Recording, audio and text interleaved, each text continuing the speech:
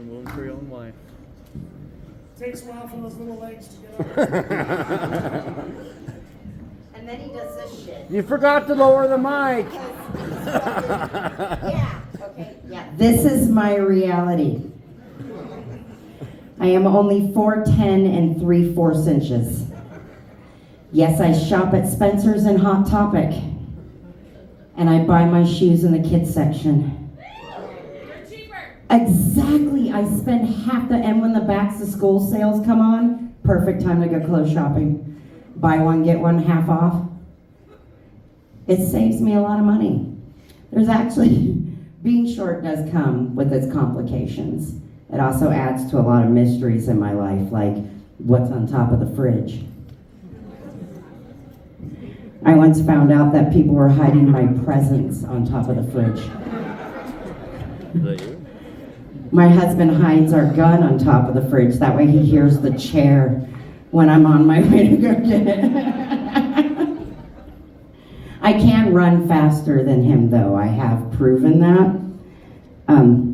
Another little tidbit about me, I have complex PTSD. And for those of you who don't know what that means, it's like having all of them, all in one. But I got my pleasant little gift from the United States Navy. I'm a disabled vet. Thank you. Are there any other military people in here? Thank you. What branches? Army? None other. That's just it. Just the one Army dude who knows where he was. I didn't hear any of the other Army men yell Army because they all knew one of them would do it for them. There's no reason for them to talk. Lead the way. I did a show once where I asked that, and when a guy's like, I was, and I was like, well, what branch? And he forgot. He just sat there quietly staring at me, and I was like, was it Army? He's like, yeah. I'm like, yeah, they're used to being told where they are and who they are, not knowing. It's a thing. Each branch is a little different. You know, the Navy's full of seamen. And just a little inside knowledge, we don't start off as seamen. We start off as seaman recruits. And then we hope to build up to being a seaman apprentice. And then maybe after a year, you could be a real seaman. I really did enjoy my time in the military. I know I had some really bad stuff happen to me, but I also had a really good time. Like, my favorite thing was boot camp. Believe it or not. I mean, you see my height. I'm boob height. There is 86 girls in my company. We all shower at the same time. You can't look up. That's waterboarding. I can't look down. That's a lot more awkward. That's 172 titties for those of you trying to do the math. I may have went in straight, but I definitely left a little curved. But now, you know, I'm 51 years old. I'm living here in Casper to be a caregiver for my dad. Yeah, I bet you some of you know who he is, because this is the only town where I can do that. Do you know who my dad is?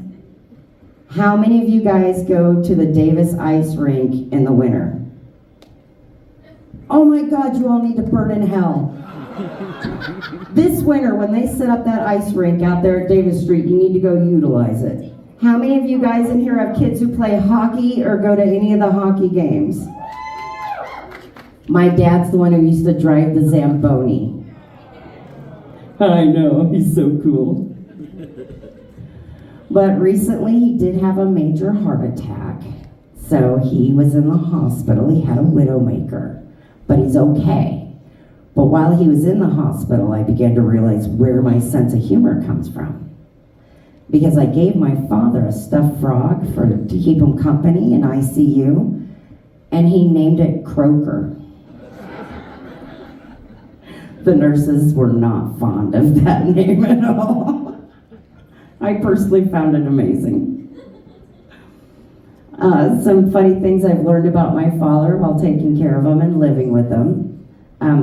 I was made in the Philippines. He was stationed there, and that's where I was made.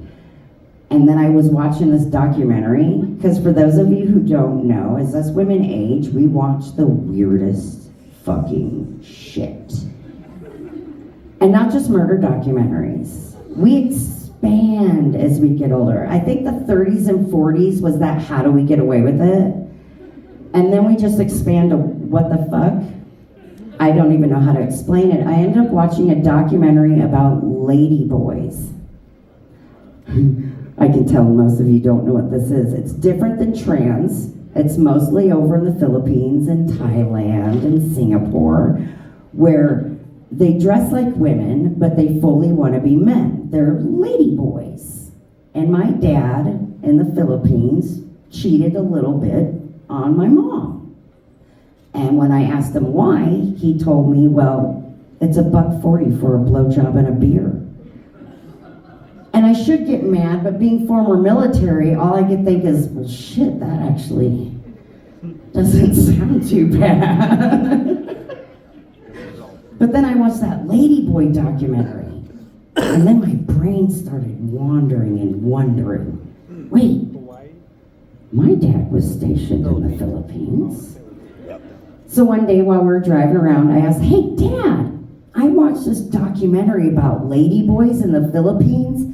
I didn't get another word out of my mouth before he said, they were all women. I swear, they were all women. I think he protested too much. So now I know that about my dad. I'm going to be going to Denver soon to be doing my first comedy festival. Thank you. I'm really excited and like beyond nervous. Because, you know, PTSD, it's nothing to play with. And the fact that I get up here is dumbfounding. And now I'm about to go into a big city. Because I haven't been one of those in a long time. And I am a little nervous about it. About what kind of sets I should do. I mean, I do mostly Wyoming comedy and Montana comedy. That seems a little large for me, but y'all think I'll do okay? Okay, I feel a little better now. I'm gonna like be really weird because this is the PTSD thing. And they're right. There was a young lady who came in earlier and she looked absolutely fabulous. I said something to you, where are you? There she is. You look fucking amazing. Yeah, and you know what, women, we need to do this for each other more often. We need to stop knocking each other's crowns off each other's heads and help them straighten it. Thank you. And if you see a woman who looks good, you know the time and effort it takes to look fucking good to go outside of the house. Lord knows I don't do it anymore. I'm too lazy. It's like spend 2 hours on my face and hair or enjoy some married iguanas. I think I'll enjoy my married iguanas. That way I can deal with public. Otherwise I don't do so well. I do have like very random intrusive thoughts that get me in a lot of trouble. And sometimes I act upon things when I shouldn't. Like there was this one time in Miles City, Montana, that these teenagers stole my gnome off my porch. They didn't just steal my gnome off my porch, they did it while looking in my face right through the window. He picked up my gnome and walked off. Didn't even give me the respect of running off. He just walked off. So I thought, not today. So I took off out that door, screaming at him, give me my fucking gnome back, bitch! I chased that kid and his girlfriend for 3.5 blocks. I actually stopped about a half a block behind him because I wanted to catch my breath so I could be ready to be scary. So I did my meditation I've learned in therapy, found my happy place, centered, caught my breath, snuck up behind him and yelled, give me my fucking gnome back, bitch! He jumped about 4 feet in the fucking air. At that moment, I decided I was gonna give him a piece of my mind, and I began to speak to him like I was 14 years old back in West Palm Beach. I was making up phrases I haven't said in decades. I know at one point I called his girlfriend a cum-guzzling double-cunted cunt. Long story short, I got my gnome back, and they don't come by my house after that for at least another year. Well, thank you guys so much for your time. I'm Carolyn Lubner.